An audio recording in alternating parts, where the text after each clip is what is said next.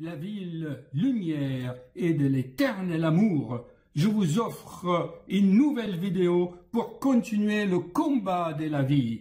Oh les cœurs, à cœur veillant, rien n'est impossible, chers amis.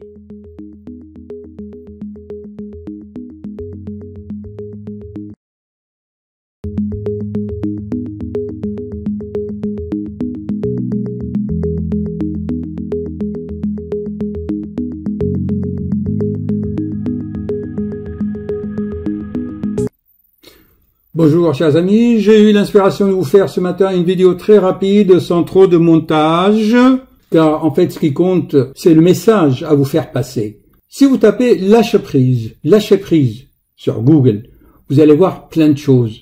Lâcher prise consiste à se défaire de la charge négative résultante et à accepter la situation telle qu'elle se présente. Ah non chers amis, ça me fait exploser parce que regardez ensuite ce qu'ils disent. Lâcher prise, c'est accepter ses limites. Moi qui vous prêche de matin au soir, oh les cœurs, à cœur veillant, rien n'est impossible. Quand je vois cela, n'est-ce pas que je suis révolté? Regardez, vous tapez aussi sur YouTube, vous tapez lâcher prise. Il y en a beaucoup qui vont vous donner de recettes toutes faites. Merci, mais où sont les bases de neurosciences? Où sont les bases de la physiologie? Il n'y a pas de base de connaissances solides. Chacun va fantasmer, vous donner des recettes. Mais après tout, chers amis, je vous avais appris à réfléchir par vous-même. Oui, pourquoi pas, écouter de la musique. Oui, bien sûr, tout cela, ça aide, je ne suis pas contre, c'est votre chemin, bien sûr, comme vous le ressentez en fait. Mais il ne faut pas s'endoctriner, il n'y a pas de recette magique. Pourquoi il n'y a pas de recette magique? Parce que ça vient pas de vous. Ce n'est pas vous qui l'avez inventé. Qui c'est qui a inventé cette notion de lâcher prise?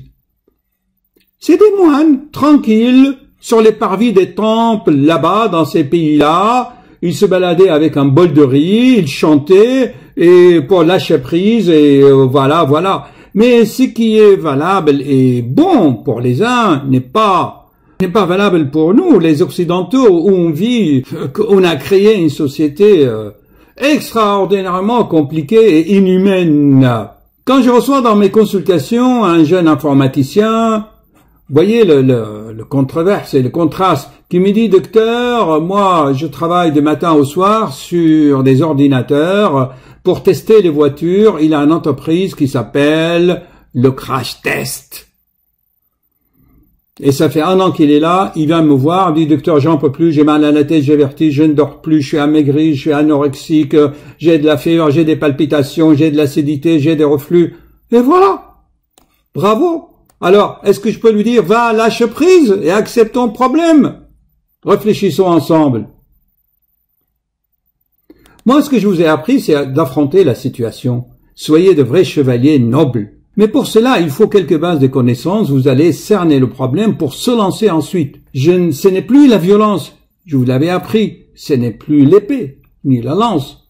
Ça, vous pouvez le faire, vous, avec votre jeu vidéo sur l'écran, vous vous défoulez, oui, pourquoi pas. Mais moi, ce que je vous ai appris, c'est ça. Et avec ta plume, avec ton intelligence, tu vas voir ce qui se passe dans ta vie. J'ai horreur de ce terme lâche prise. Moi, je préfère prendre un peu de recul, réfléchir. D'accord? Je vous conseille vivement de regarder ces films-là. C'est Indiana Jones et la dernière croisade. Je le répète souvent. Il y a quelques films comme ça qui vous aident à avancer, qui vous aident vraiment. Ce sont des films initiatiques. Allez-y.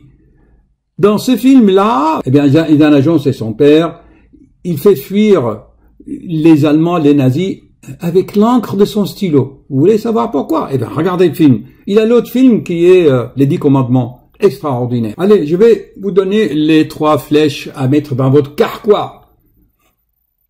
Dans une situation difficile, comme cet ingénieur qui bosse du matin au soir dans ces entreprises extrêmement difficiles, il faut se poser les 3 questions.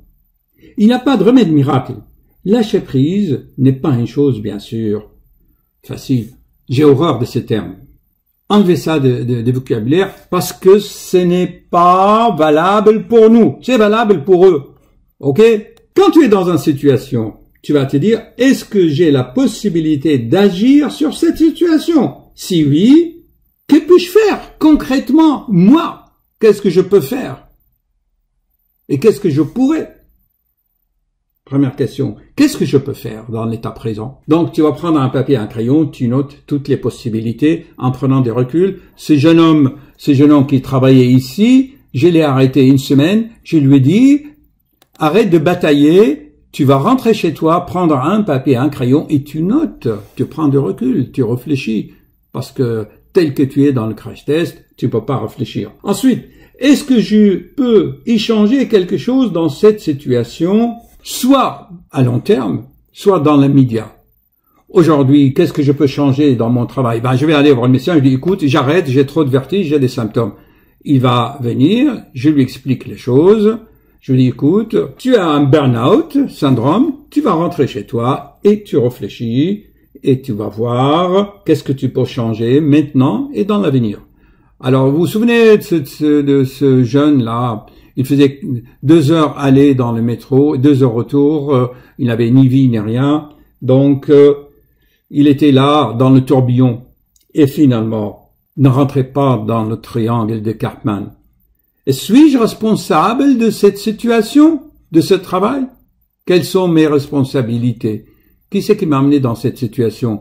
Vous allez trouver, pour conclure, chers amis, que la solution est toujours au fond de vous-même, mais à condition que tu saches suivre ton intuition et la voix du chien qui est en toi. Je vais vous faire une vidéo sur la voix qui hurle en toi. Et regardez bien le générique qui va suivre. Ceci, ça me prenait à cœur. Je voulais vous faire transmettre le message, vous faire une petite vidéo très rapide, mais une perle. Et voilà, chers amis, pour vous aider, avec des amis fans, on a créé pour vous ce grand répertoire qui indexe toutes mes vidéos. Comme ça, vous pouvez regarder, les visualiser, lire leur descriptif et avancer. Dans toutes mes vidéos et mes livres, je ne vous donne pas de recettes.